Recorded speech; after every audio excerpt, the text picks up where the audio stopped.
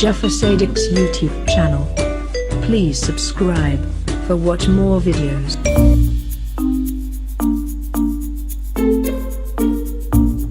Hi friends, English tense പഠനത്തിൻ്റെ പുതിയ അധ്യായത്തിലേക്ക് സ്വാഗതം.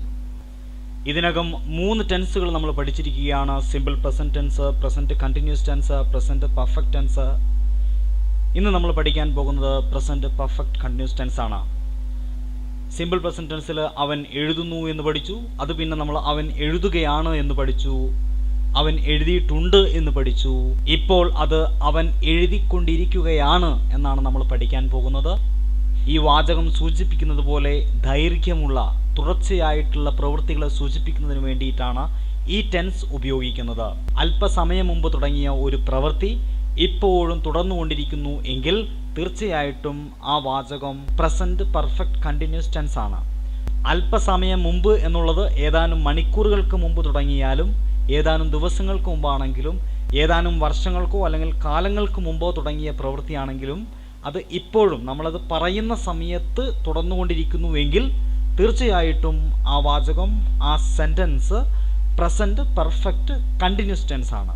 അപ്പോൾ ഈ വാചകം എങ്ങനെയാണ് ഇംഗ്ലീഷിൽ പറയുക എന്ന് നോക്കാം. അവൻ എഴുതിക്കൊണ്ടിരിക്കുകയാണ്.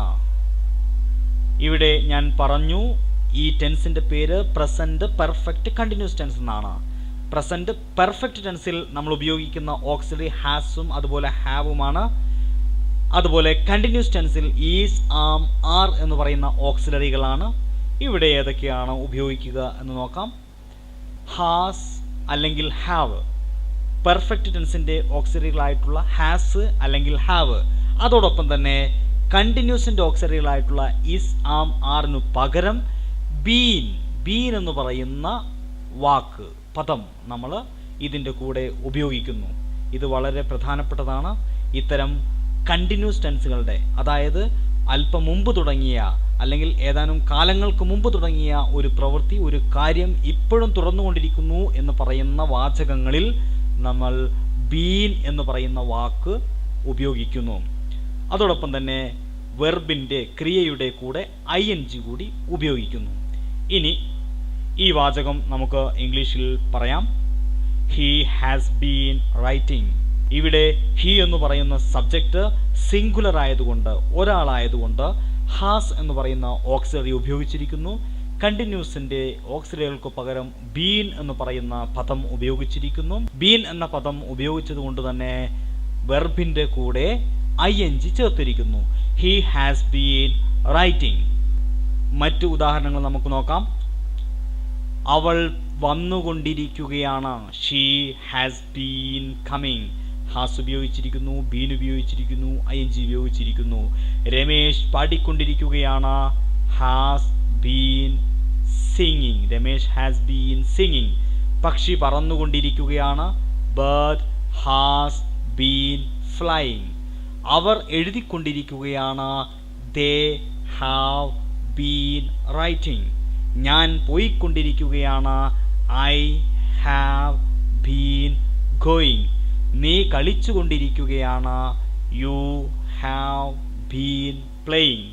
അപ്പോൾ ഐൻ്റെ കൂടെ ഹാവും യുവിൻ്റെ കൂടെ ഹാവും ഉപയോഗിച്ചിരിക്കുന്നത് ശ്രദ്ധിക്കുക.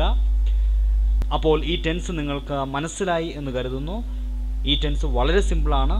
മുമ്പെപ്പോഴോ തുടങ്ങിയ ഒരു കാര്യം, ഒരു പ്രവൃത്തി ഇപ്പോഴും തുടർന്നുകൊണ്ടിരിക്കുന്നു എങ്കിൽ നമ്മൾ ഈ ടെൻസിനകത്ത്, പ്രസന്റ് പെർഫെക്റ്റ് കണ്ടിന്യൂസ് ടെൻസിനകത്താണ് പറയുക. ഈ ടെൻസിൽ ഉപയോഗിക്കുന്ന ഓക്സിലറി ഹാസ് അല്ലെങ്കിൽ ഹാവ്, അതോടൊപ്പം ബീൻ ചേർക്കുന്നു. ക്രിയയുടെ കൂടെ ING ചേർക്കുന്നു. അവൻ എഴുതിക്കൊണ്ടിരിക്കുകയാണ്. He has been writing. അവൾ പാടിക്കൊണ്ടിരിക്കുകയാണ്. She has been singing. ഞങ്ങൾ പഠിച്ചുകൊണ്ടിരിക്കുകയാണ്. We have been studying.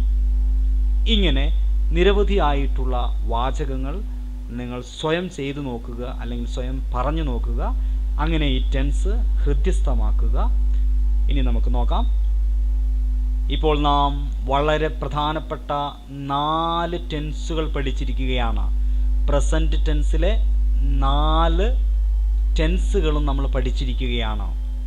Present ടെൻസിലെ ഈ 4 ടെൻസുകളും ഭംഗിയായിട്ട് പഠിച്ചാൽ, അതായത് 4 ടെൻസുകളുടെയും മലയാളം പഠിക്കുക, അത് എങ്ങനെ ഇംഗ്ലീഷിലേക്ക് എഴുതാം, ഓരോ ടെൻസ് എഴുതുമ്പോഴും അല്ലെങ്കിൽ ഓരോ സെൻറ്റൻസ് എഴുതുമ്പോഴും ഉണ്ടാകുന്ന ഓക്സിലറിയിൽ വരുന്ന മാറ്റവും അതുപോലെ ക്രിയയിൽ വരുന്ന മാറ്റവും വ്യക്തമായിട്ട് പഠിക്കുക. അതോടൊപ്പം നിങ്ങളൊരു സ്കൂൾ വിദ്യാർത്ഥിയാണെങ്കിൽ തീർച്ചയായിട്ടും ഈ ടെൻസുകളുടെ പേരുകൾ കൂടെ പഠിക്കാൻ ശ്രമിക്കുക.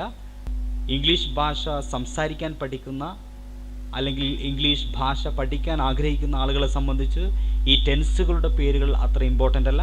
പക്ഷേ സ്കൂൾ വിദ്യാർത്ഥികളെ സംബന്ധിച്ച് ഈ ടെൻസുകളുടെ പേര് കൂടി ഇമ്പോർട്ടൻ്റ് ആണ്. അപ്പോൾ ഞാൻ വീണ്ടും പറയുന്നു, പ്രസൻറ്റ് ടെൻസിലെ ഈ 4 ടെൻസുകളെ വളരെ ഭംഗിയായിട്ട് പഠിക്കുന്ന ആളെ സംബന്ധിച്ച് ബാക്കിയുള്ള 8 ടെൻസുകളുടെയും പഠനം വളരെ ലളിതമായിരിക്കും.